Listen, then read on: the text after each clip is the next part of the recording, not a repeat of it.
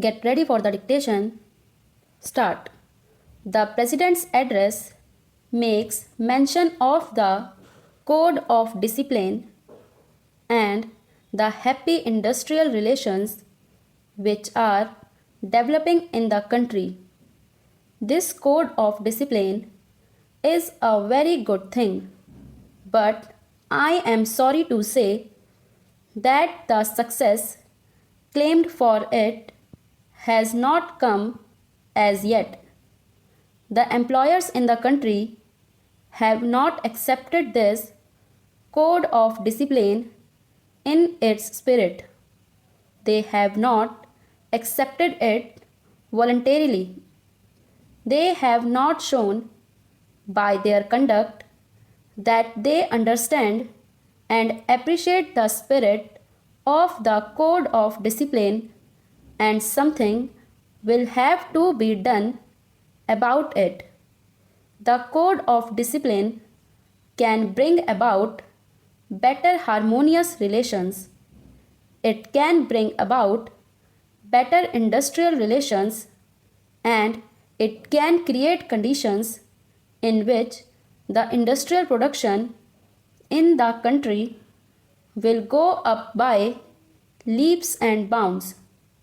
Industrialists in the private sector and some of the bureaucrats in the public sector do not accept this code of discipline, and unless the Ministry of Labor does something drastic about it, unless the Ministry of Labor does something which would make the non-observance of this code on the part of the employers a penal offense, I am afraid the spirit of the code would be defeated.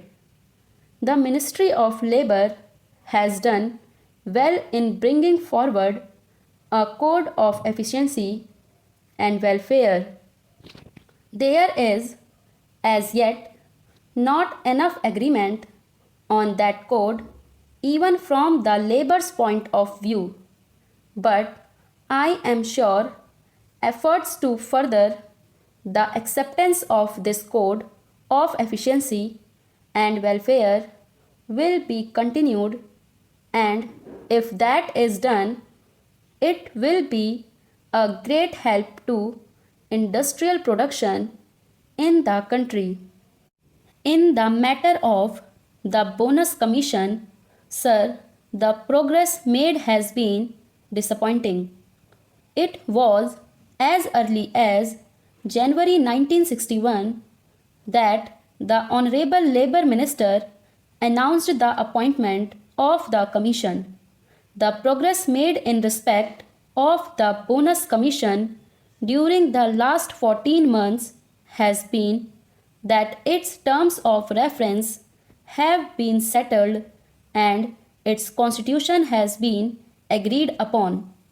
That I am afraid is very slow speed in the direction of the solution of a problem whose solution is so very important.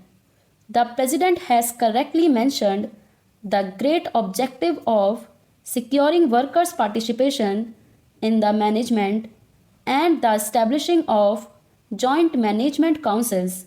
But the most important thing is that the gains or the profits should be shared by the toilers. A share of the produce of their toil should come back to those who toil. The acceptance of profit sharing is an old thing. It was accepted by those responsible for the industrial truce 14 years back, but we are yet to evolve a satisfactory formula. The full bench formula of the Labour Appellate Tribunal, repeatedly approved and endorsed by the orthodox judges of the Supreme Court, is no solution of the problem. It just denies the workers their due share in the profits.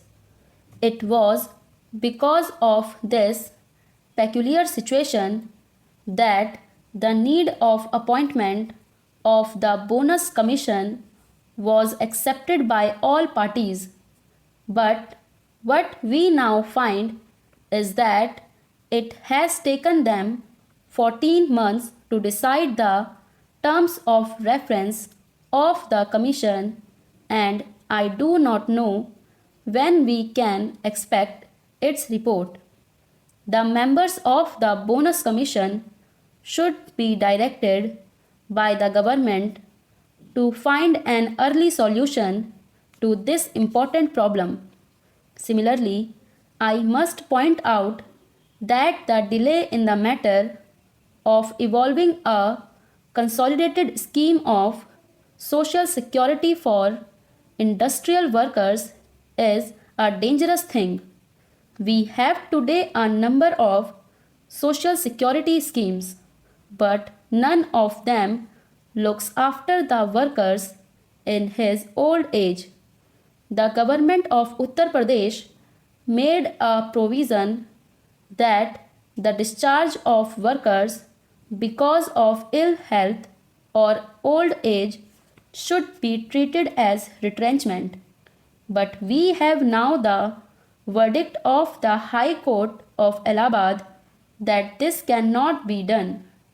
The result is that while workers in industrial establishments today are covered against the risk of ill health, there is no insurance against the risk of old age. There is no scheme of gratuity which the industry has to follow. There is no old age pension scheme which the industries in the country have to adhere to.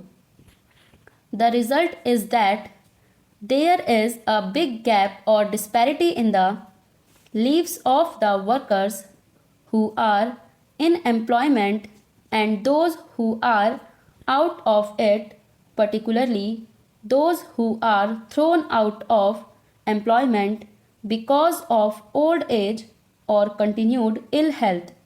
Therefore, something should be done about it as soon as possible, and there should be some sort of a scheme to see that the worker, after meritorious service to the industry, got at least the equivalent of a retrenchment relief when he retired due to old age or continued ill health.